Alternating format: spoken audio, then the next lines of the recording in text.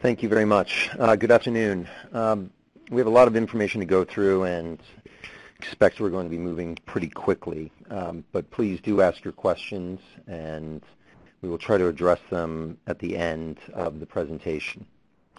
But first, I just wanted to put a general caveat out there that we have both policyholder and insurer counsel on the panel, and not all statements and opinions are necessarily agreed to by all of us, and we don't all share in them. But this is an academic exercise designed to teach you all about insurance coverage issues that arise during catastrophes. So let's get started. The very first thing that we like to deal with is pre-disaster planning so that policyholders can maximize their recoveries before the losses happen. The first step typically is to, what we recommend doing is preparing contingency plans and making sure that your organization is prepared in the event a catastrophe comes or there's a major loss. And those plans typically fall into a few different buckets. First, you want to make sure that you're protecting persons. So that's your employees, your neighbors, the community in which you operate. You want to protect your property and make sure that you have a plan in place that allows for your business to continue after a catastrophe. Creating checklists and lists for critical contact information, having that available for everyone that's part of the core team and can be affected by a catastrophe is important. Make sure all that information gets distributed in advance of the loss. Karen, do you have any advice on how to prepare in advance of a catastrophe or a storm? I sure do. A lot of businesses have these continuity plans, and I've noticed from my discussions after loss events happen that these continuity plans, even if they're started, tend not to be completed, or they were completed by some departments and not others. And these continuity plans have everything to do with safety. Usually that's the first thing, as Joe mentioned. And they have phone lists sometimes, but those phone lists need to be updated on a regular basis or else they're of no use when the loss happens. So this is really a continuity plan that needs to be updated on a regular basis, at least annually, if not more often. The piece that tends to be missing from the continuity plans that is equally as important is trying to put some, or actually beyond the safety issues, of course, that's the most important thing, which is why most large companies have that piece. But when you're talking about getting your business back up and running, these continuity plans usually are missing the financial elements as to what's at risk. So identifying and quantifying specific risks and exposures before a loss event and potentially making this part of your continuity plan will enable your business to make informed decisions on loss mitigation strategies before any loss occurs, and it allows you to think about these different loss scenarios. This also allows you to determine how you want to mitigate your loss, including having backup suppliers, having backup locations that you could transfer to in a case of an event at a certain location. And it also allows you to determine what kind of insurance do I need, what coverages do I need, what limits do I need, what am I exposed to. So this is really the first start in your overall risk plan. And there are people that can help you with these sorts of things. Your broker's a good source. Forensic accountants like me do offer services where we look at your exposures and try to put values to it and determine what the correct numbers are that you should be filling out on the business interruption worksheets that your carriers may be giving to you to make sure that they're thoughtful and that you don't end up being short on insurance when an event does happen.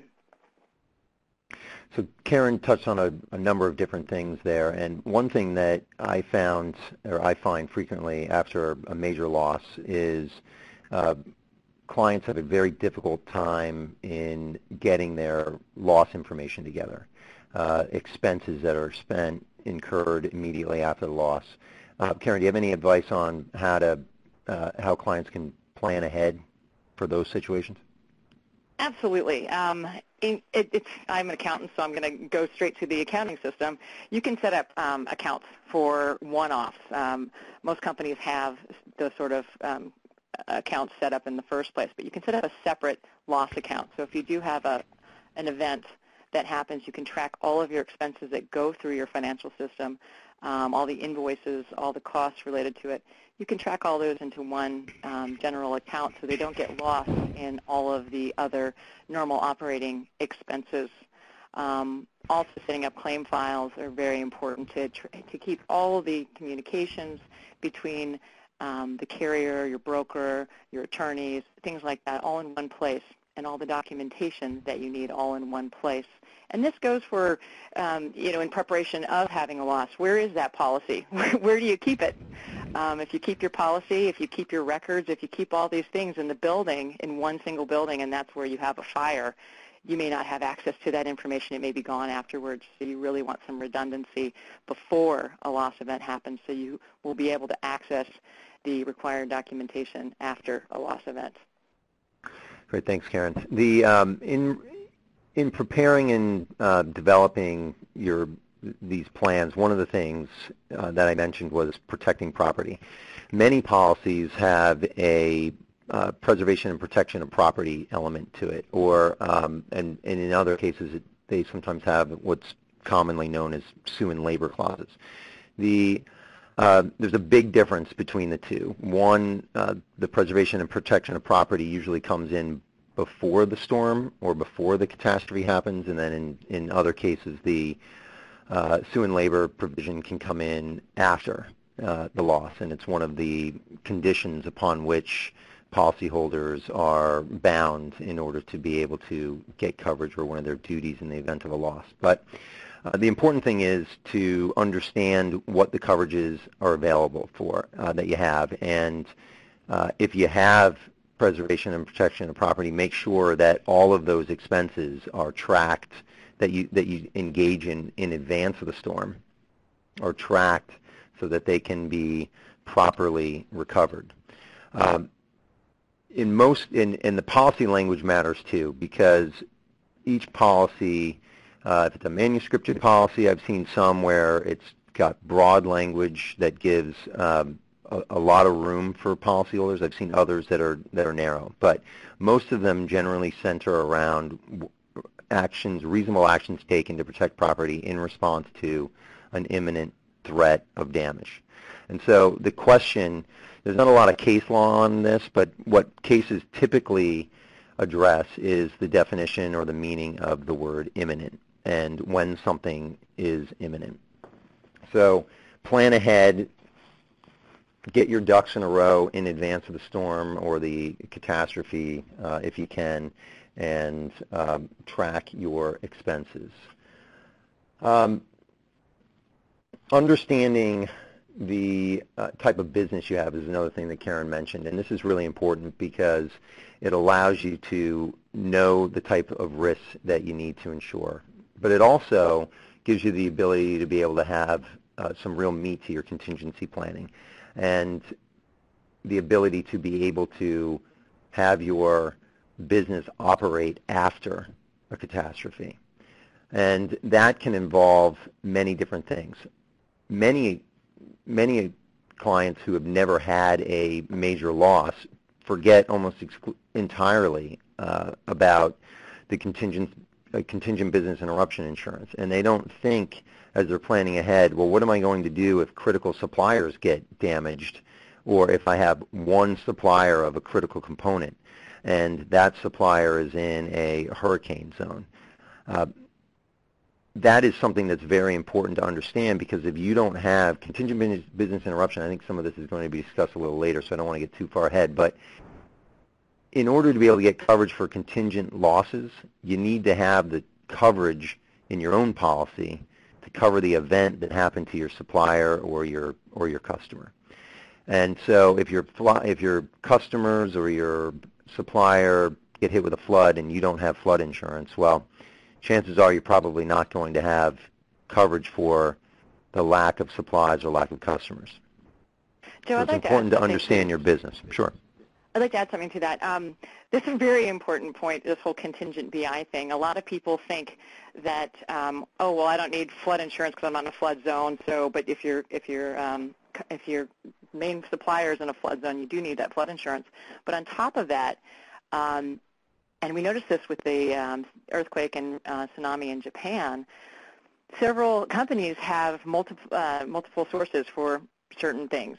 But if they're all in the same town in Japan and a earthquake happens, guess what? You now have no suppliers. So you really have to think about that when you're thinking about your contingency plan. Yes, I have 2 or 3 suppliers, but in a situation where there's a cat loss, are these different suppliers all located within the same flood zone, within the same earthquake area, and make sure that you plan for that as well. Yeah, great points. Knowing your business also, as I mentioned, helps you develop a contingency plan, and those or continuity plans, and those are critical for another reason. No one wants to have to rely on having an insurance policy. Following storms and disasters, particularly as we saw with Sandy and Katrina and the tsunami in Japan, insurance companies can be slow to help businesses, and it's not because they want to be slow necessarily or because they are slow to respond. In many cases, they're impacted too. And there's a lot of, in particular with widespread catastrophes, they have a lot of policyholders they have to deal with. There's infrastructure problems. So you don't want to be in a situation where you are having to have that advance and you can't get a hold of your claim handler because that person maybe is in transit or in the zone of danger as well. Another important piece that you heard Karen discuss a little bit was putting together the right team. And I think it's very critical, particularly for sophisticated policyholders, is always have the right team together in advance. An accountant is definitely, if you have business interruption or even if you have just property damage, an accountant can be a critical team member to be able to make sure that you get the right coverage and you measure your losses correctly. The insurance companies always have them. It's important for policyholders to have them as well. And in fact, most policies include some level of coverage for this and for claims prep and for accountants. And if you don't have it, you can ask for it, and many insurers are willing to give it for nothing because it just, in most cases, it makes their life easier too. A point, if you do have it, I suggest trying to get your accountant, if you have a favorite accountant, get them pre-approved and added to the policy because it can make things a lot easier so you're not arguing about what rates that accountant charges. For policyholders, and Greg, you can talk about insurers, policyholders, lawyers, whether they be in-house or outside, are important team members. And the main reason for that is it helps maintain privilege where appropriate. Most experts should be retained through the lawyers to give the best possible protection. You never know whether you're actually going to need those experts or whether you want to use a different expert later on, but retaining them through counsel gives you the most flexibility. And as far as experts are concerned, I like to have generally an idea. I recommend my clients have an idea of who they need or what type of expert they might need ahead of time so that they can hit the ground running. I mean, obviously, if you're in a manufacturing business that manufactures steel, you probably want to have some people that know about steel handy. And I'd like to add to Joe's points here as far as planning your team ahead of time. Resources are very, very limited after a catastrophic storm loss. And so it's best to have this team in place ahead of time so that you have their attention from day one. I mean, leading up to a storm, I'm always thinking about my clients, the people I've already spoken to ahead of time, the people I already have a relationship with. And so I'm already thinking about how can I help them before this loss happens. We may even have a conversation before the loss happens. But if you wait until the day after a loss happens, all of these claims folks, not just accountants, but lawyers, everybody involved, engineers, all the construction folks that you need to rebuild, all these people are completely overwhelmed with all this work. So if you already have designated this team, you know that you can hit the ground running on day one and save some valuable time. And this also goes to just general vendors. After 9/11, certain investment banks that I was working with had arrangements with off-site facilities where they could be up and running and had their computer systems up and running, and they had pre-purchased seats in these various data centers. Well, the investment companies that didn't pre-order these seats and pre-reserve them didn't get any seats because there weren't any available. So it's just kind of an example. It's make sure you have your team, but also make sure that any key vendors that you're going to need to be able to recover after a catastrophic loss are already in place and you already have some form of a contract or an understanding with them. Another thing that's important to know is know and understand the law that applies to the policies and to your particular operations. And that can be critical for a variety of reasons, but you can rest assured that in most cases the insurance companies are going to know what law applies. And if you don't, then you are at a decided disadvantage. I love this slide because it is, I think, very demonstrative of what happens after a catastrophe. And sadly, I think it does depict what happened after Sandy here in New York. In New York, many policyholders didn't think they were in a flood risk, and I mean, most businesses are in upper floors of buildings, so how could there possibly be a risk for flood, they thought, and as a result, they didn't buy flood insurance, and they never even looked at their policies. They bought service interruption. They figured that was the biggest risk, and they went on their way. Well, after Sandy, many of us all know now that they were surprised to learn that in many cases they had no coverage because they had a covered cause of loss policy, for example, that required the cause of the service interruption to be covered by the policy. And in New York, at least, following Sandy, most insurers, almost universally, in fact, took the position that the service interruptions that were experienced here were the result of a flood.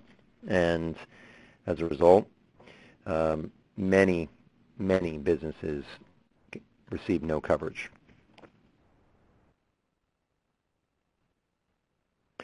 So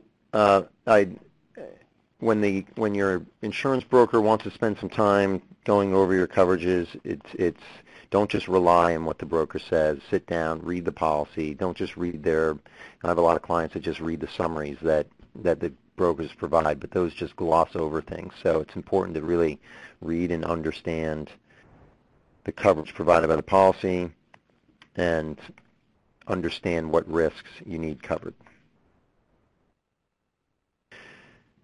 So that gets us into the types of coverage.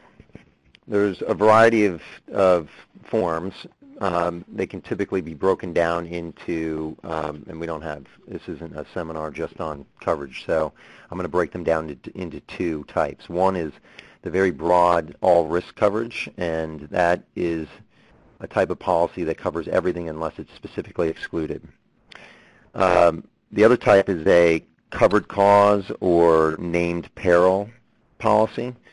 This is probably the most prominent form in the market today. There's many policies that kind of call themselves all risk, and many people think that they have an all risk policy, but upon closer inspection, if it's issued by any number of carriers that rely on the ISO form, then it's probably based on a covered cause of loss form.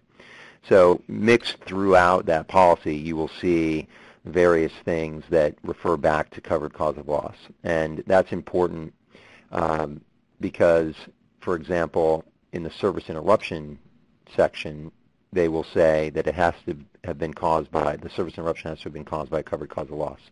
And if you have no flood insurance, for example, you end up with no coverage. Whereas on an all-risk policy, you might have more flexible language that the service interruption itself is the cause of loss, and they don't look back to what actually caused the service interruption. So it's important to understand the difference between the two in the form that you have, and certainly if you can't tell from the policy, pick up the phone, ask the broker, ask your lawyer, and get some advice. The other thing that these policies typically cover is a business interruption element and a contingent business interruption. Those are two different things.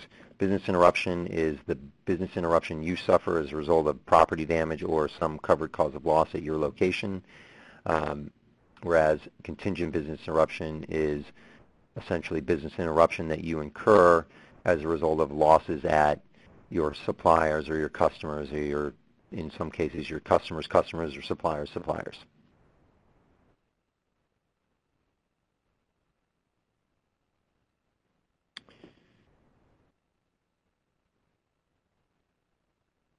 So there's several key considerations that go into every claim.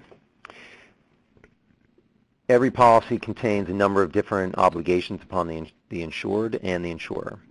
On the insured, the policyholder, there are service of suit limitations typically in the policy, and these can range from anywhere from a year on up to 2 years to, in some cases, none. But you can most likely expect that most policies will have them. And New York has an endorsement that typically extends certain losses to 2 years. Take a look at the endorsements, understand what is required in your state, and understand what's required in your policy, because most courts will enforce these limitations. Proof of loss requirements are also important, and policies vary on what they include. Some have a specific time frame, some do not. Some require the insurer to request it and provide the form. Others just say that the policyholder has to provide it and list some things that it has to satisfy within a certain number of days. Know what you have and be prepared to be able to meet the deadline. Interim versus final it can sometimes be important, and I think Karen will talk about that in a moment, but some policies require that it be a final proof, and NFIP policies are a good example of that. If you don't have time to meet your, to satisfy the obligation, try to get an extension. And then Karen, do you have any guidance, specific guidance on proofs of loss? I sure do. The first thing that is important, regardless if it's required or not, is to put together an estimate of claim, the total claim. That way you can determine all the different claim areas that you want to try to quantify, even if you can't. And you can let the insurance carrier know that, hey, I don't know what my business interruption is going to be, but I think I'm going to have, some business interruption.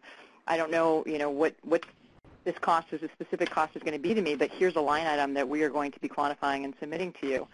And this is really important so that they can attempt to set their loss reserve appropriately from the onset, because adjusters are required to put together an estimate of what they think the claim is going to be to set this reserve. And if they underestimate it because the insured didn't give them all the information that they knew, then this can severely impact the discussions going forward, because you don't want to surprise anybody from either party. You really want to cooperate. I think that's the next topic that Joe's going to talk about. But before we get there, as far as these interim versus final, if you're allowed to do interim claims, it's a really great idea to submit what you know. So you can have a TBD, to be determined, on a specific line item if you can't quantify it, but you want to submit at least part of your claim so you can get some advances along the way.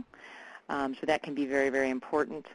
And I think that's pretty much the key things. Support is very, very important. You really need to be able to prove your loss and support the damages. I've had folks tell me, well, it's obvious we had a loss. You know, we had a flood, so obviously we lost some business. But if you can't prove that through documentation or some other sorts of support, then it's going to be very, very difficult to try to prove the loss to the insurance company. And something that you can do early on is take photos. Take a lot of photos. We've got digital photos now, so just take photos of everything. You can also go on the internet once you have service after a loss. Go on the internet, pull news reports, and really try to figure out what the timing was of when this loss may have been triggered at your particular property. This was very important with Sandy. Different locations were impacted at different times, and this can really impact when the clock starts ticking for various portions of your policy. So you really do want to nail down the time that the storm hit you, the time the electricity went out to your property, because it may be very different from somebody's property down the street. So in summary, more documentation that you can gather early on, the better. Going back to try to recreate documents or try to gather documents a month or more later after the loss event can be very, very difficult. So thank you for that. The we're going a little slower than we should, so I'm gonna pick up the pace a little bit. The one important point here on insurance considerations, just make sure you coordinate among the various types of policies, get them all in line, and if you have the ability to be able to get FEMA recoveries or state grants, make sure that your claim is, your insurance claims are in line with that which you're requesting from FEMA or the state. A word about brokers. I'll just keep this very short. Your broker is not your agent necessarily. A broker is not within the privilege circle, and understand fully that information given to the broker if you end up in litigation is not privileged and will not be protected from discovery. What coverages might apply? There's a long list here, and there's some surprises here, I'm sure, to a lot of people, but I encourage everyone to look very closely at their coverages. Depending on the type of catastrophe, many different types of policies can be triggered, and it's important to make sure you understand what you have and what you might need. I represented a company that was involved in a major catastrophe at one of its operations. Subsequent governmental investigations came in, and they were pleased to know that they had good directors and officers liability coverage to help defend against the claims. I've also been involved in several other claims where there were a variety of other policies that kicked in on top of and sometimes in advance of the property insurance policy. Other people's insurance, OPI, that's important because in some cases you might be able to get coverage where you might otherwise not have thought you had it. Workers' compensation can come into play as well if you have some issues with some of your employees that are hurt during or after the event. Same with builder's risk insurance can sometimes come into play depending on the situation and what the state of the construction is on site. Anybody else have anything they want to add to this before I move on?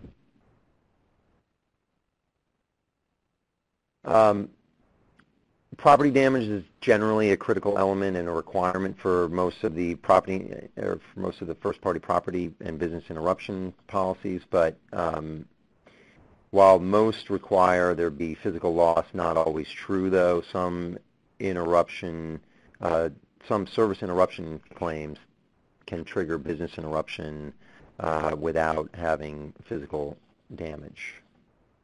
Limits and sublimits are important. Understand what you're insuring and understand how it might be damaged. Causation. Causation is a very important thing. Karen mentioned it a couple of times throughout this conversation. Know and understand when things are damaged and how they're damaged. Most modern policies contain what's known as anti-concurrent causation clauses, and those, which Megan's going to discuss later, have received a lot of treatment throughout the past several years, and the law, I think, is not well settled everywhere. But one of the things to look at is, was the loss in fact concurrent, or can you pinpoint a specific covered loss that happened before, and can you prove that the damage occurred and the property was rendered useless before the uncovered loss happened? So you got to know the facts and you got to know the exclusions. While the exclusions are, generally speaking, the insurance company's burden, understanding how they're going to come into play and how the insurer is going to rely on them is important to be able to allow you to put together your proof and put together your claim. Business interruption quickly covers a variety of things: lost profits, lost opportunity, extra expenses, logistics, mitigation. Mitigation in some policies, FM Global's form, for example, covers business interruption losses that are incurred in connection with preservation, protection of property 48 hours before and 48 hours after, and reasonable efforts are taken. Contingent business interruption losses are important to understand, but what's really important here is business interruption losses are perhaps the most complex and hotly disputed of all insurance claims. So get your experts together, get your legal team and together so you can maximize your potential for recovery. Pollution legal liability insurance, this is just something I put in here for a little bit of extra note. The many policies, property policies, exclude contamination in their base form, and you can buy it and bring it back in. If you have an extra pollution legal liability insurance that sits on top of or alongside your standard policy, it can be a lot of benefit, because it covers a lot of things that even a really good property policy won't cover.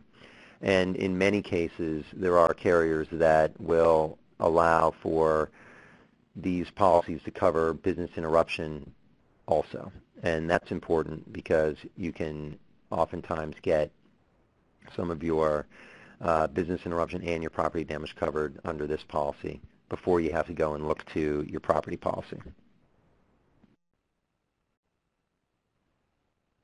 Most PLL policies are claims made, so make sure that you get your notice in. They have pretty strict requirements as to when you notify and what you notify before you undertake specific steps and start incurring costs. So now I'll pass over to Megan. Thank you, Joe. Joe's given you the background on a lot of pre-loss considerations, and now I'm going to move into looking at some of the issues when a loss has occurred. We're going to start with showing you how quickly these issues become complex. You may think that a flood or a fire that you experience would be fairly straightforward, but if you haven't been through this before, here's just an example of a typical fact pattern following a hurricane, where you may have suffered loss to your business operations. You could have physical damage, but you don't know the extent of it. You may have issues with employees that you can't locate simply because cell service is down and people have scattered and they can't be found to report to assist in any recovery.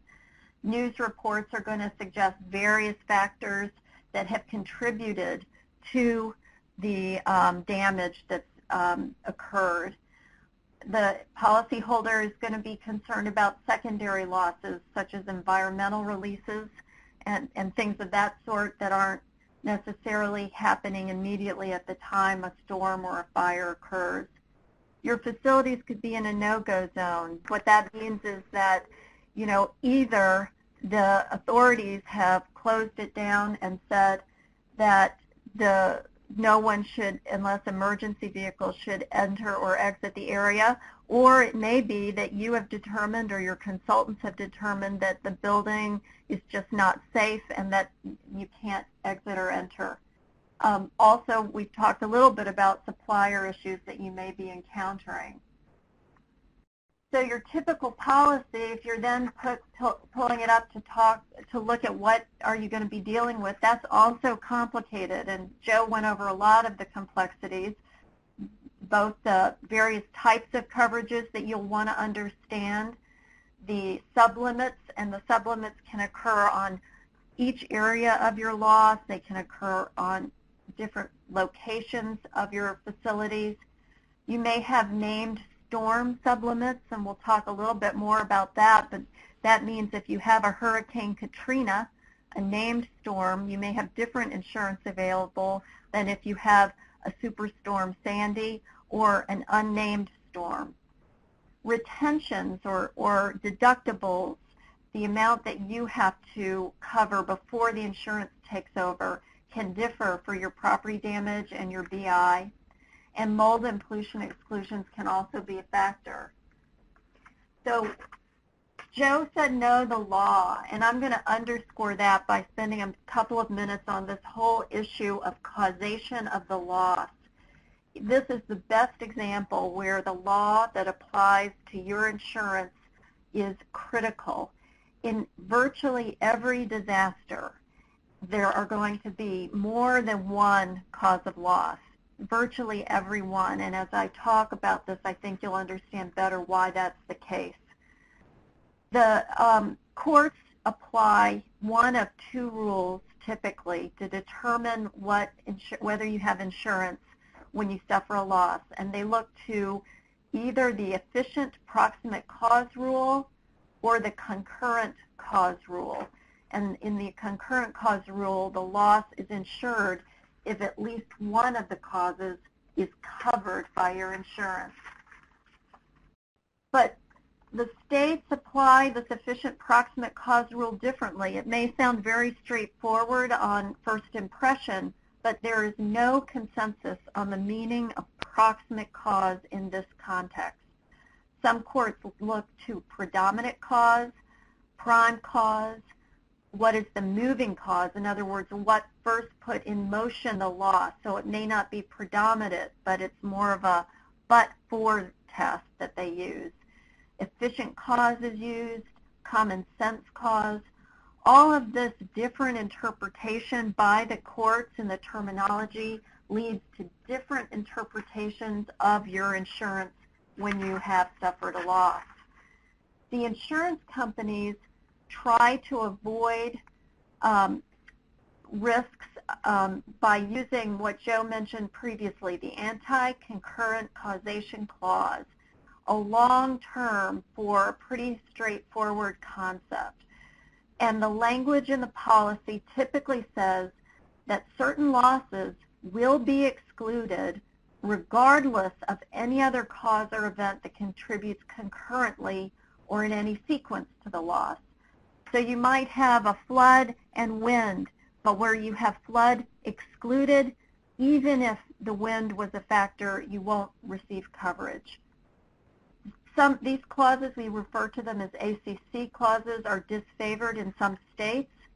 They can be found ambiguous, and we would contend certainly at odds with the reasonable expectation of policyholders, which is the standard that many courts use when looking to interpret insurance policies. But these causation issues really need to be taken into account before you make your claim, before you submit your proof of loss. We're getting a lot more decisions from the courts now that we've gone through 9/11, Katrina, Deepwater Horizon, and the Sandy decisions, but we're continuing to have developing law in this area, and they continue to show how complicated these causation issues are. For example, Hurricane Katrina spurred the flood versus wind debate, and the Fifth Circuit first took up the issue in the Leonard case I have cited here, and they found that the ACC clause was unambiguous. In other words, what the insurance policy said was clear, and there would be no insurance where the homeowner suffered water and wind damage. In that case, the Fifth Circuit was guessing what the Mississippi Supreme Court would do.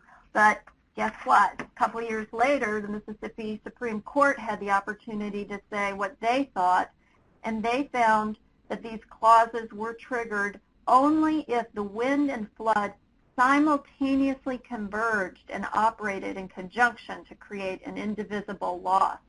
So what Karen was saying earlier about the timing of what happened and when, you can see how critical that becomes if you're going to have the problem of an adverse ACC clause in your policy. The burden does rest with the insurer to prove the loss concurrently caused by uncovered peril, was the decision in this Mississippi Supreme Court case. In Louisiana, we have similar uncertainty, and these decisions were the Hurricane Katrina decisions, where we've got various rulings from the courts with different ways of wanting to interpret this, and the state courts typically are more lenient for policyholders. We've also had these decisions now coming out of New York and New Jersey because of Sandy, and there was some legislation even tried to be put through in New York. It stalled, but there was an effort to say these should not be upheld because so many policyholders, as Joe said, were finding they had no coverage. I've cited one of the cases there, Cashew Holdings in New York, affirming application of an ACC clause. In fact, we just last week got another decision out of New York, the Provençal LLC versus Tower Insurance Company, where a New York state judge on Thursday said insurers can enforce flood exclusion provisions in policies regardless of any other cause or event that contributes to a loss.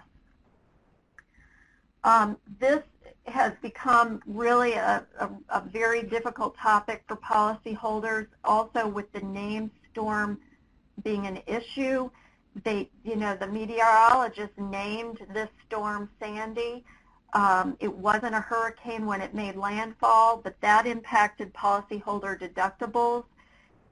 The whole philosophy behind using named storm in insurance policies was so that there would be clarity around the types of hurricanes and tropical storms that might receive sub-limited coverage in your policy. But now, as the Weather Channel and meteorologists are starting to name snowstorms and other storms, it's causing confusion, and the policy language has not been changed. So you really need to look at what your policy says before your loss.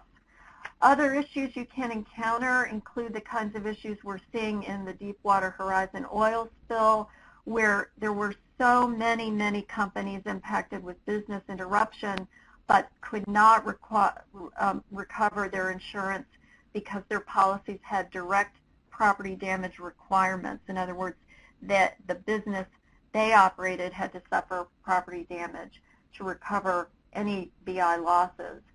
You also may encounter the occurrence issue. We use the World Trade Center as a good example of an event where the insurance companies in your loss might want to take the position that you had multiple occurrences and therefore multiple deductibles or retentions apply, and policyholders might say this was all triggered by one event and should all be considered one occurrence and only one deductible apply. Other issues that you run into are going to be these exclusions in your policy that could knock out your coverage. Any of these things that I've listed on the slide, if you have a ACC exclusion, this could knock out coverage in the event of loss. So tips for dealing with the causation issues. The best thing you can do is think about this at the time you're renewing or putting your insurance in place. These are often negotiable provisions. Understand what yours says and get the best-in-class language before you suffer a loss. If you have suffered a loss, make sure there aren't any public statements about the cause of loss. In other words, None of your people should be speculating on why you suffered damage in a fire. Was it arson? Was it caused by a contractor? Was it otherwise caused? All of that speculation can come back and bite you if it turns out that that they were speculating about a cause of loss that isn't covered. Again, include your counsel so that you have protection as you talk through these issues and what your policy means and what your coverages may be. And consider the choice of law that might apply. As I've shown you, states are very different across the board on how they interpret this. And if your policy calls for application of New York law, for example, now you have some insight into how New York courts are interpreting these ACC clauses. Next, we're going to cover some strategies to avoid legal pitfalls when you get into a claim. The first and most important is always timely notice. Get that notice out and understand your policy will have specific requirements for how that's done, and it must be done promptly. Some states have draconian interpretation of reasonable notice provisions where they're interpreted to mean a very specific amount of time. Other states are more lenient, but you want to get it out right away. If you have a very tight timetable, like a 30-day window to get in your proof of loss, negotiate an extension if you can. Get your counsel involved for the privilege. Make sure your board is informed. As many of you know, the SEC and public companies is really cracking down on what kind of risk management was taking place and what did the board know management was doing to manage risk and how are they doing it. When you suffer a loss, as we've seen most recently with cyber losses that companies are experiencing, the board becomes front and center, so keep them informed. Think about the PR issues. As I said, don't let people talk about how this happened or how much damage you've suffered. And the cause of loss issue that we've talked about is one of the key reasons that you want to be thinking about these issues right away. Know the burden of proof. In an all-risk policy that Joe mentioned, you need to show physical damage to covered property caused by the accident, and it's the insurer's burden to show an exclusion applies. If you have a named peril policy, it's the insurer's duty to identify that it's a covered cause of loss because it's going to be by named peril. And then again, the insurer has to show an exclusion applies. So you have to know what your policy says so that you understand right away if you have an all-risk or named peril policy and what burden of proof will be applying. Also look at your sublimits because these can have a very big effect on your total claim amount. Again, try to negotiate these before your loss when you're getting your policy. Think about this in advance, what you might need, what kind of coverage you need. And these are some examples of sublimited areas in typical property policies. Cooperation is a duty of the policyholder. And here is a typical provision requires cooperation with your insurance company. You must provide information when they ask for it in connection with your loss. Another really good reason to have counsel involved helping you with what documents must be produced to meet this duty of cooperation.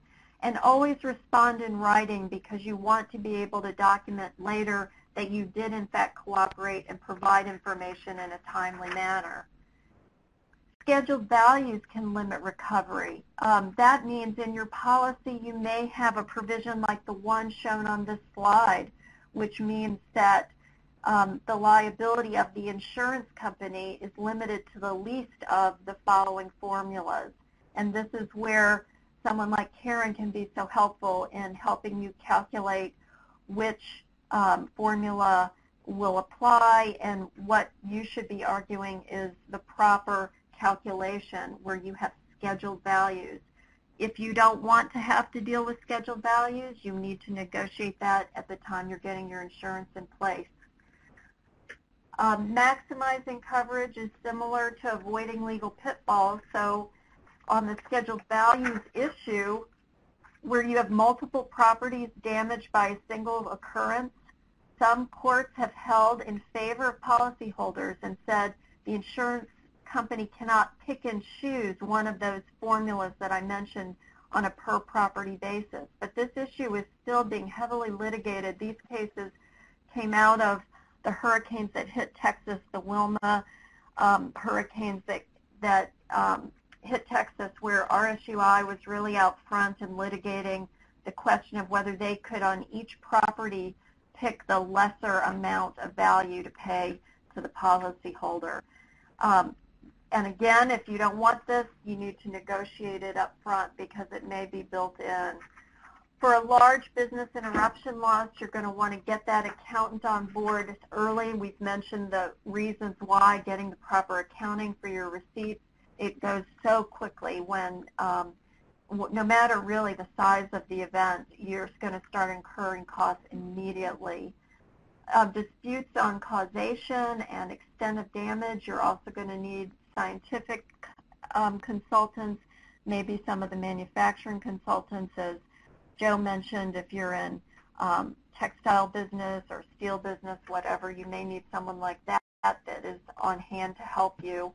And you also have to protect your chain of custody and know if you're moving damaged goods around that the insurance company may question whether it was actually damaged by the event.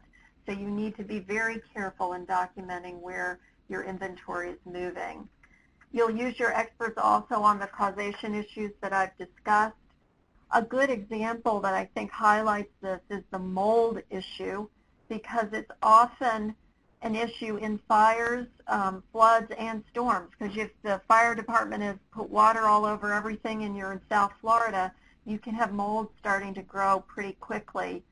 And you want to make sure that that exclusion isn't over-applied, because there'll be the question of whether when they examine your building, did you have mold in the walls already, and therefore you shouldn't get insurance even though you suffered a storm loss, or was that mold that grew after the event happened because it took so much time for people to get in and start examining it. You need to be careful about your mitigation of mold damage in drying the premises so that the insurance company understands when you're concerned that mold might start growing after a loss.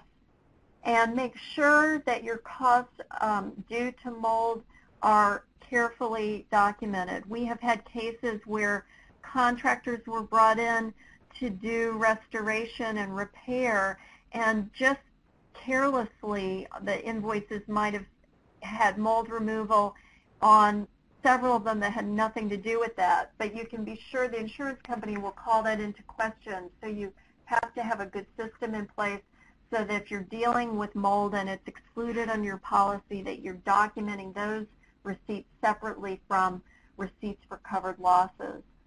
Also beware of over-application of other types of exclusions. You may have bacteria and asbestos exclusions, and again, that may be the kind of thing that's identified in your property after a loss, and the question will be, was it something you had to deal with because of the fire, or was it something that you're just choosing to deal with it because you've had a loss?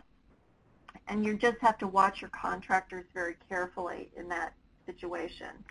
So Megan, this is Joe. Can I just chime in really quickly? I've had a bunch of claims recently where we've run into exact situations like this. In fact, Karen's helping me out on one right now where it's a very difficult situation.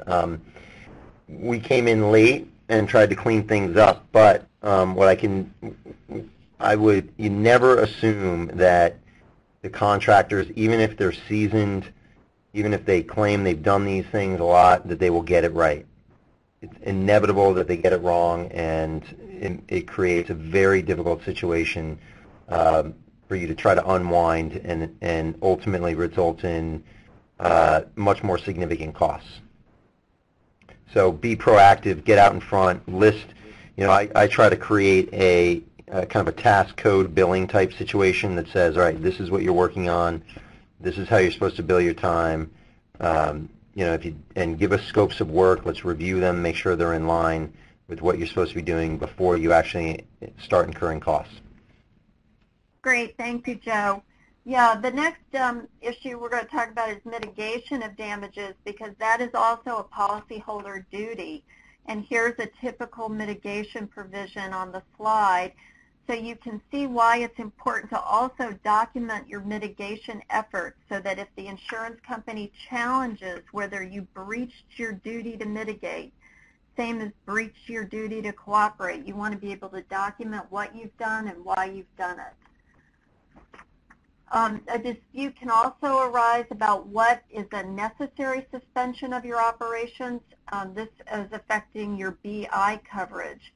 Some insurance companies require a complete suspension, but it's defined in the forms, the ISO forms that many of you will have for your policies, as slowdown or cessation of business activities. So you don't, as policyholder, want to be punished for mitigating losses by carrying on limited operations. But again, talk with your insurance company, make sure everybody understands what you're doing and why, and document it. Work with your experts also on the period of indemnity for your BI losses. Greg's going to talk more about BI, but some policies cap the period of indemnity. If it's not capped, you're going to need to work with experts to establish the proper period of indemnity for your business interruption. Also understand, to maximize coverage, you want to, you will only recover for your replacement cost rather than actual cash value if you must actually repair or replace the damaged property.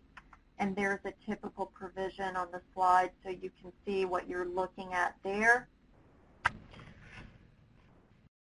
A few more practical tips to maximize coverage on preparing your claim.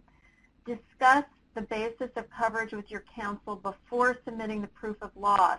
That gets to that whole causation issue, because you want, before you submit your proof of loss, to make sure you have focused on covered causes of loss, uncovered causes and exclusions, and supplements. Reserve your right to supplement your proof of loss. There's no reason why you can't do that if you haven't completed your calculations. After submitting your claim, be sure to coordinate with your contractors. As we've said, it's so important to get this work invoiced and tracked accurately.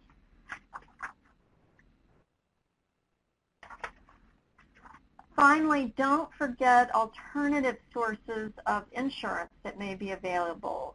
Joe mentioned looking at all the different policies you have that might apply to a loss, your D&O coverage, your first party, your third party, all the various policies, pollution liability policies that you may be able to access.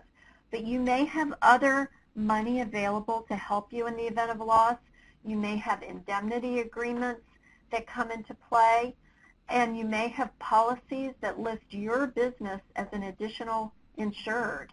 And the big $750 million question being litigated now in the Deepwater Horizon case hits on that issue, because the core issue in that case is whether you look to an indemnity agreement first or an insurance policy first.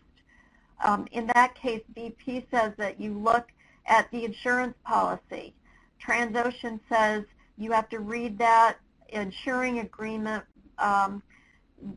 and the indemnity agreements that apply to understand the intent of the party, because right now BP is trying to get access to Transocean's insurance because they're listed as an additional insured. Transocean has significant liabilities in this catastrophe and never intended for all their insurance to be eaten up by the other company. So these are issues of additional insured listings that can be quite important. If you've allowed other businesses to be additional insured on your policy, take a very careful look at who they are, what liabilities may develop. Now I'm going to turn it over to Greg to talk to you about the effect of post-loss economic factors in measuring your business interruption losses. Thanks, Megan. So the focus of this next portion of the program is to discuss the effect of post-loss economic factors in measuring BI losses. This can often be the most significant difference between policyholders and insurers. Insurers may agree on everything in terms of claim. They can agree on coverage, they can agree on all the other measurement, with the exception of whether to take into account post-loss economic conditions, and that many times can result in a difference of millions of dollars. So it's a very significant issue. There are occasions where post-loss economic conditions factor into measuring a BI loss where the loss is caused by a discrete occurrence limited in scope and degree. Let's say you have a typical fire at a warehouse. It could come up there, but more often than not, this issue arises in a wide impact catastrophe, such as a hurricane, earthquake, or a flood. And, considering that we're still in hurricane season, this discussion is still pretty timely. So let's go to the next slide here. So what's the problem I'm sorry, I skipped forward one too many. So the problem and the context of the issue. All right, but let's discuss this real quick. So a wide impact catastrophic event, it presents unique issues, right, in measuring BI loss. At its core, BI insurance should place the policyholder in the same position it would have been in had its business not been interrupted by insured physical damage. No more and no less. And by the way, just as a point of reference, when I refer to insured physical damage, for purposes of this discussion today, I'm necessarily including typical extensions of coverage. So, in addition to standard gross earnings or similar time element coverage, I'm also talking about extensions of such coverage, such as contingent or dependent BI coverage, which extend coverage to earnings loss directly from damage to other specifically defined classes of property. Okay, so for instance, that would include physical damage to locations of customers or suppliers. Just got to keep that in mind. So back to this issue.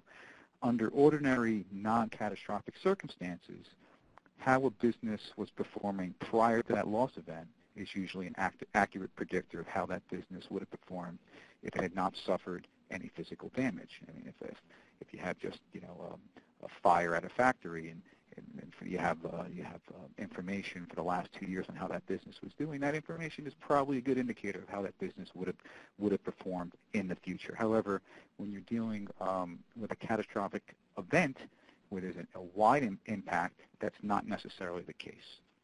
Okay. So next slide. Pre-loss performance is an accurate predictor when you're dealing with a catastrophic event. Again, unlike an ordinary loss at a single location, a wide impact catastrophe typically causes widespread damage over a large area. And we saw that with Hurricane Katrina. Not only New Orleans, but the entire region was affected. And specifically with Katrina, based on some estimates, New Orleans lost a third of its population.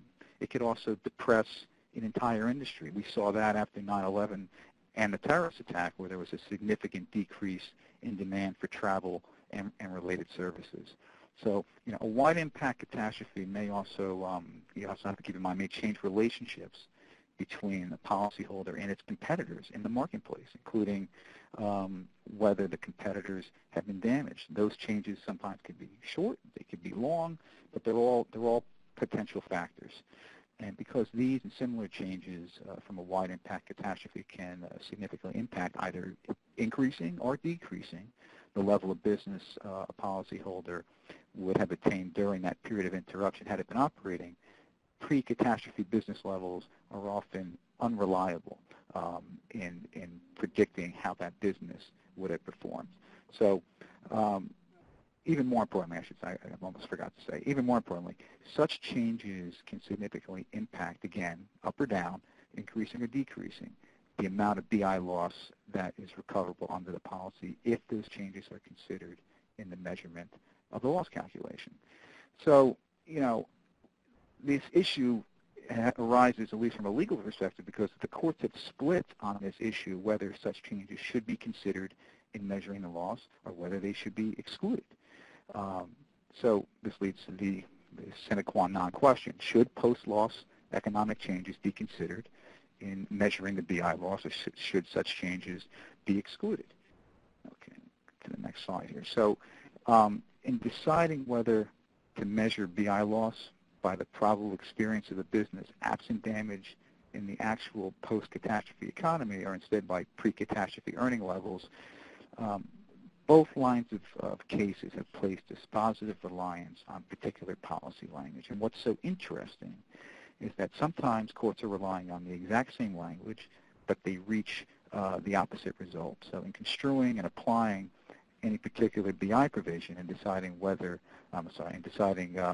if that measurement approach is appropriate, courts arguably have given too little weight to the influence that the basic interruption coverage provision and requirement should have on that particular construction issue. So let's look at one example of a BI measurement provision. You can see this on the slide I have up on the screen. So just reading it real quick, in determining the amount of the time element loss as insured against by this policy, due consideration shall be given to experience of the business before the loss and the probable experience thereafter had no loss occurred. And it's that phrase, had no loss occurred, which is the key and the crux of the issue. Because as I'll explain in a little bit, a majority of the courts interpreting that phrase, had no loss occurred, equate it with had no catastrophe occurred, meaning that the hurricane or the flood didn't happen at all. Not only it didn't impact the insured's location, but it didn't impact any of the surrounding community either.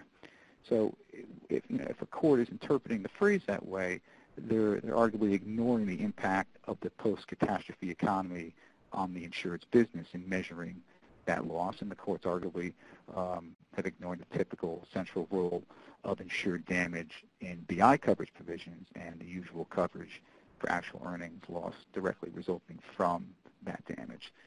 Okay, so another typical provision, I don't have to read it, you'll see it up on the screen, but you'll see that the key here is instead of using the had no loss occurred language, this provision replaces it with the had no interruption of production or suspension of business operations or services occurred.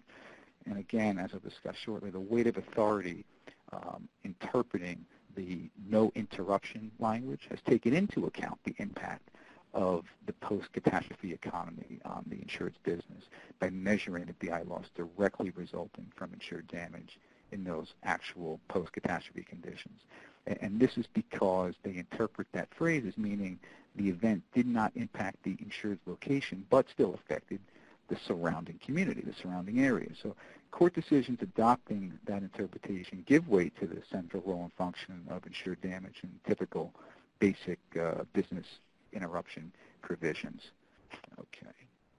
So moving on here, you heard me mention that there's these two lines of cases, post-loss economy ignored cases and post-loss economy considered cases. So what am I referring to? So the one line ignores the impact of a catastrophe on the relevant surrounding economic landscape and how the insured's business actually would have performed had it not suffered damage and been operating, and that's what we call the economy ignored cases.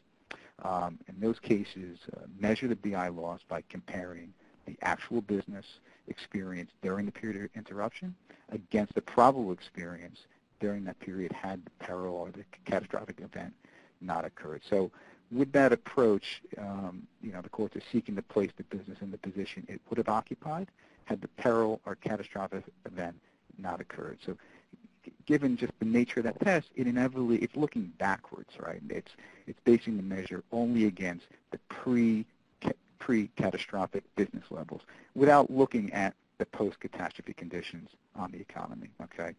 And as we'll get into shortly, that measurement approach arguably is under-inclusive or over-inclusive concerning the loss, since it's not measuring such loss as if the business would have done better had after the catastrophe had it been operating, while including in the measurement loss not caused by such damage if the business would have done worse due to the changes in the economy. So the effect of that approach arguably is to treat BI coverage as a form of catastrophe insurance rather than insurance on the financial consequences of defined property damage. Okay, then the flip side, the other line of authority where you're dealing with the economy considered cases, those measure BI by comparing the actual business experience during the period of interruption against the probable experience during that period had the insured damage not occurred. So that measurement approach is seeking to place the business in the position it would have occupied in the absence of damage had it been operating in the actual post-catastrophe environment.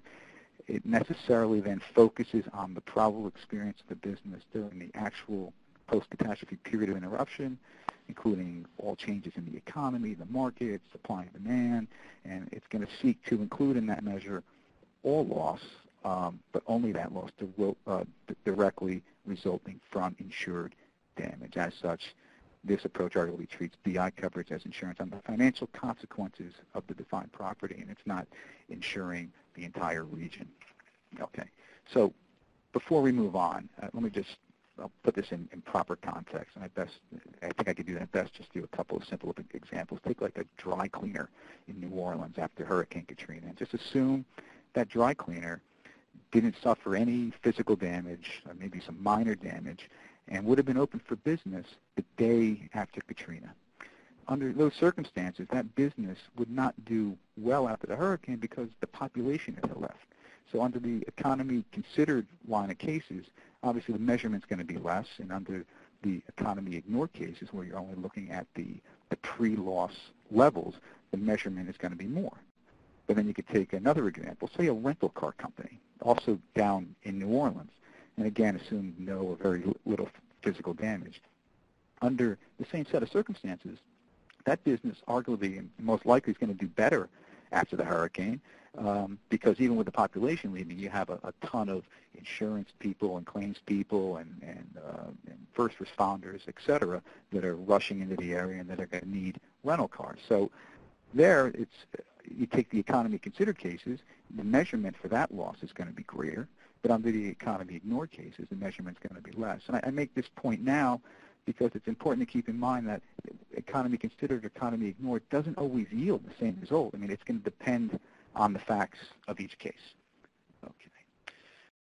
So let's briefly discuss, and we don't have a ton of time. We could actually spend probably hours talking about this. I think we have basically 15 minutes before we open it up for questions. But to briefly discuss the economy ignored cases, and these cases, when you read them, you'll see, especially some of the key cases, that they purport to prevent the insured from reaping a windfall as a consequence of a catastrophic loss. That's the central theme in these cases. And two representative decisions for this line of authority. You have the Prudential versus Colleton case, and then you have the Fisherman's Paradise case, and they're cited in the slide. So in both those cases, the courts focused on, and we discussed it earlier, that phrase "had no loss occurred" language, because both cases both policies in those cases included that phrase. And the courts in those cases equated the phrase "had no loss occurred" with "had no hurricane occurred," as opposed to "had no insured physical loss or damage occurred," which is a pretty obviously significant distinction per the analysis in those cases. And in so finding, those courts reasoned that had the hurricane not occurred, neither would the claimed earning source have come into being. In other words, the courts reasoned that to allow the claim would confer a windfall upon the policyholder rather than merely to put it in the earnings position it would have been in had the insured peril not occurred. So then let me just flip forward a little bit here to move along.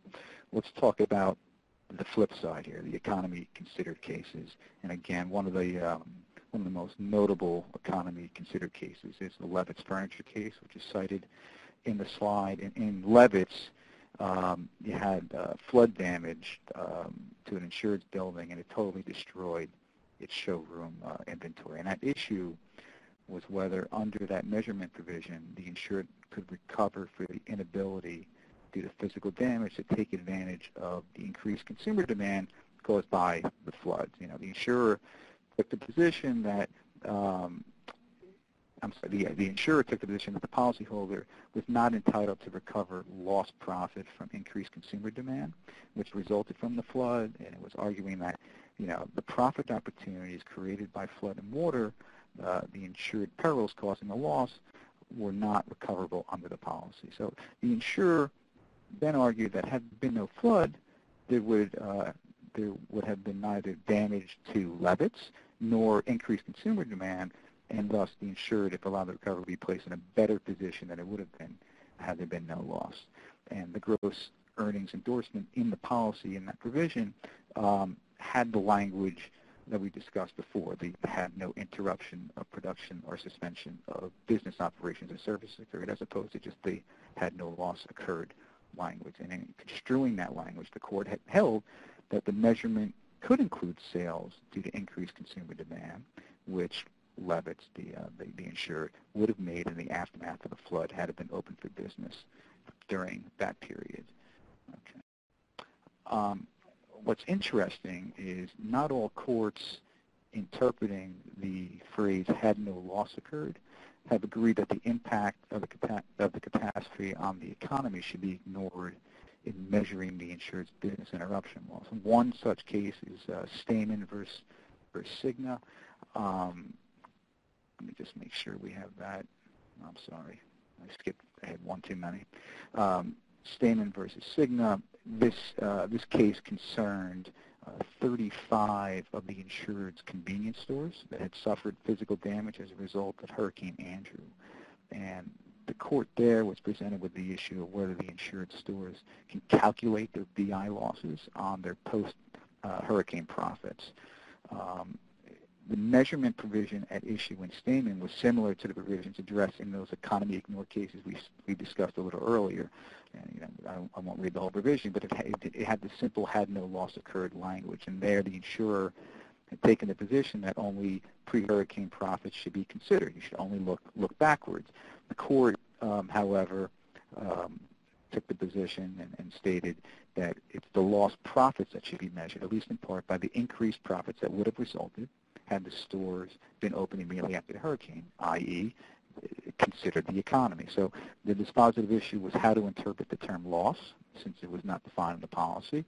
To make a long story short, this court recognized the line of economy ignored cases, but disagreed with that and found that the economy should be considered. Okay. Let me just skip ahead here because we don't have a ton of time.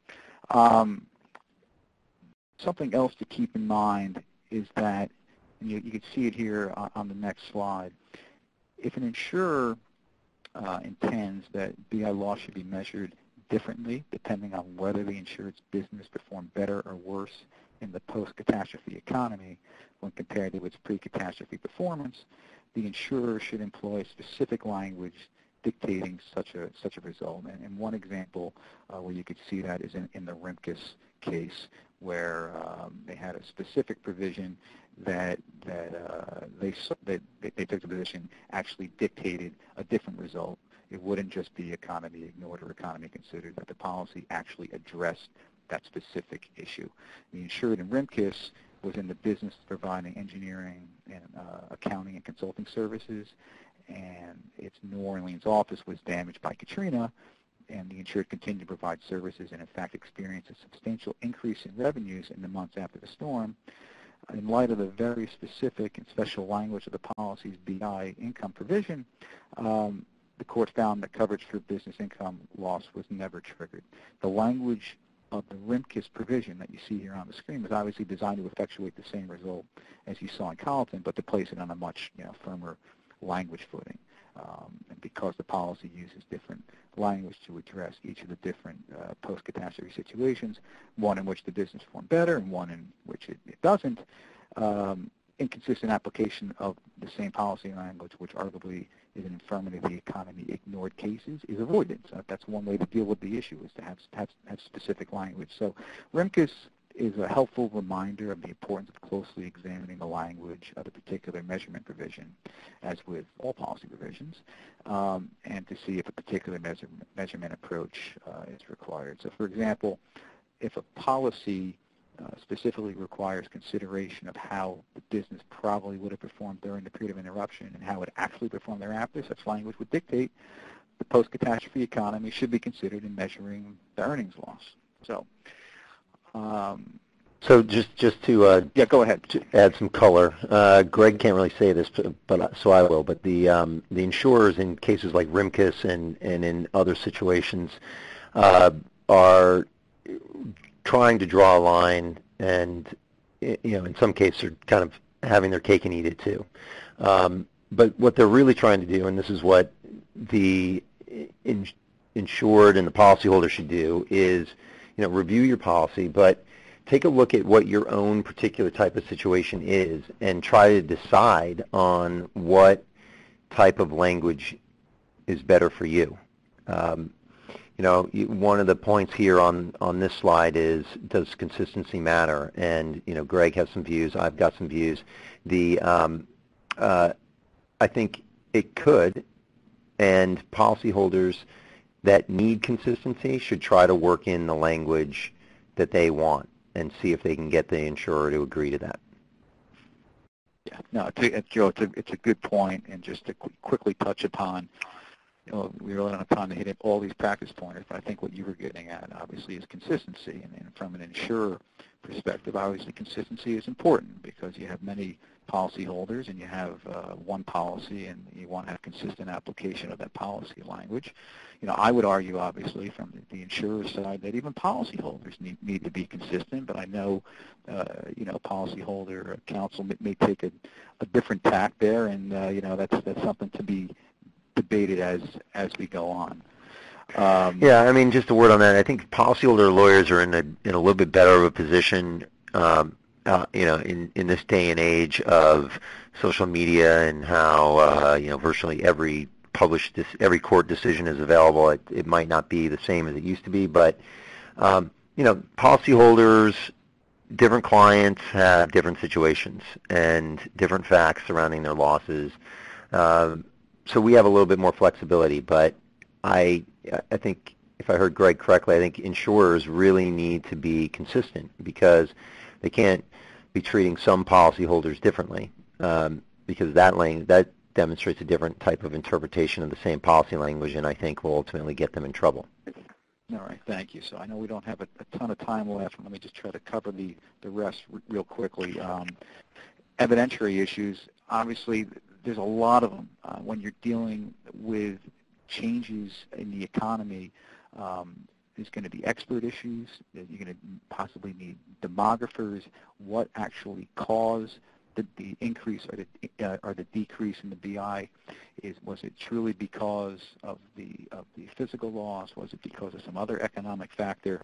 There's just a ton of issues that need to be taken into account. And obviously there's other policy considerations, which just to quickly talk about here, deductibles and exclusions, which my fellow presenters touched upon a bit earlier in this presentation, but just to quickly recap, obviously you have policy deductibles, you have waiting periods, which are typically defined, or a period of time, whether it's 72 hours, and obviously with earthquake, flood, and named windstorm, specifically with commercial policies and even in some homeowners policies, depending on state law, the deductibles is typically represented, or often represented, by a percentage of the value. Maybe it's 3%, maybe it's 4%.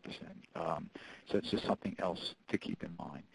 And other exclusions and limits, a lot of we've touched upon already.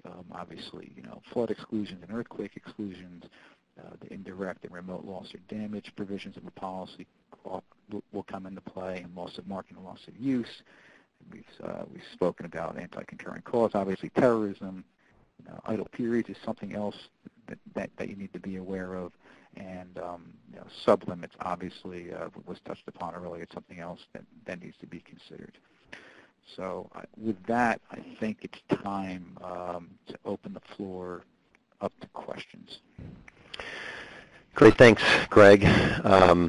This is Joe. I'll work through the questions. First there's a number of questions relating to what are the acronyms OPI and NFIP. So OPI in our presentations means other people's insurance. So that It's not really a type of insurance. It is whether you are, for example, an additional insured under your landlord's policy, or if you are, and you're a tenant, or if you're a landlord and you're insured under your tenant's policy, or maybe contractor or a vendor or something, you're able to get some level of coverage. Usually that's required by a contract, so you'll want to, if you are preparing contracts with vendors and product suppliers, et cetera, you'll want to be sure to include some level of, some language in there that will trigger that type of coverage. It has to be specific in most situations. NFIP, National Flood Insurance, that's the federally issued and backed insurance policies. One other question here is, how big does a claim need to be to justify involving counsel? Great question. I get it a lot. And Megan, it'd be good to hear your thoughts on this too. But I don't think it has to be that big. I think relatively small claims can later dictate how insurance policies are interpreted, because frequently policyholders will keep the same insurance.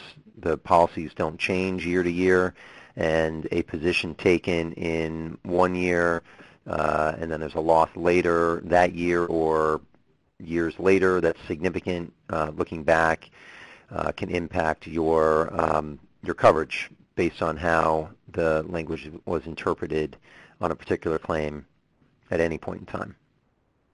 I agree, Joe. I think that no matter the size of the loss, you're well served to get a lawyer who's experienced in these policy issues to talk to you about it. All you may need is one phone call. Sometimes I might ghostwrite a letter to an insurance company for a client, and that's all they need. But just because the involvement and retention of counsel protects the privilege, it gives you the reassurance that with all these potential complexities that can be coverage defeating or greatly reduce your claim, that you have someone experienced with how the insurance company is looking at it and how you should be looking at it, can be very helpful. I mean, in our experience, even very sophisticated companies with risk management departments that are sophisticated may encounter problems because they're not following the development of case law, and if an insurance company is telling you you don't get coverage for this for some reason, you just need somebody to come behind and make sure that's accurate, because it's not that sometimes there's areas where we can negotiate a more favorable result for you. Yeah, and just a little bit more. So Megan mentioned that you can have a lawyer ghostwrite a letter, for example. Just because you retain counsel doesn't mean that the counsel has to actually come out and take over the whole claim. It can just be a resource and can give a lot of advice, a little advice, or not, but it really can be helpful. Here's another question. Are there regional variations in commonly covered named perils? I don't think so. I think in most cases the policies are going to be drafted based on standard language, usually an ISO form that's generated to provide sort of a universal approach, and those policies, most policies, have to be approved by state regulators, just so you end up with consistent language. But there is such a thing as manuscripted coverage. So in those cases, if you actually go out and try to actually change the coverage yourself, you could end up with some variations.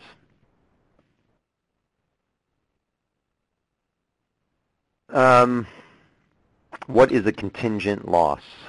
Megan, do you want to take that, or Karen, either you want to take that? Sure. So a contingent loss is what we were speaking about earlier, where you may not have a loss at your location or your business per se. You may not have had the actual trigger, the flood or the fire at your location, but a customer or a vendor that you rely upon may have had a loss. And so you ultimately have lost business income or extra expenses because of the loss of this customer or the loss of this vendor. Yeah, I'll just add to that. It's an extension of coverage. I mean, it's in an all-risk policy, you're typically not going to have, contingent coverage unless it's specifically purchased, and there could be all different types of contingent or dependent time element coverages. And, obviously I urge everyone, you got to look at the policy language. That's obviously going to control whether it's based upon a service interruption or some other type. But it is an extension of what we would consider standard all-risk coverage. All right. Well, that was the last question. I think I will pass this back to Kathleen. Thank you so much, Joe. And on behalf of LexisNexis, I would like to thank Karen and Joe and Megan and Greg for an outstanding program today.